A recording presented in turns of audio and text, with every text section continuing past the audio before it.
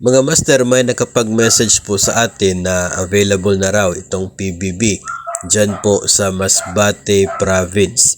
Actually, marami po sila na nagpadala sa atin ng mensahe, nag-inform na sa Masbate raw available na ang PBB 2022 na mga DepEd personnel.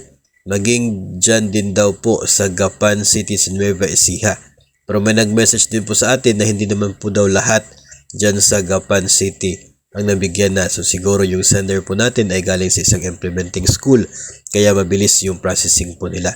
Pero we're not sure, basta may part na po sa Gapan City na available na yung PBB.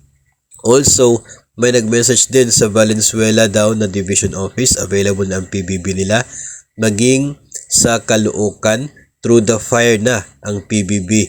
At maging sa Catanduanes din, sa Region 5 sa Bicol, dumating na po noong isang araw ang PBB. So marami na po ang mga DepEd personnel, school-based personnel na nakatanggap ng performance-based bonus. Magandang balita po ito, and we are still looking forward na yung iba pong mga rehiyon ay mabibigyan na rin ng pondo para darating na rin ang kanila pong PBB 2022.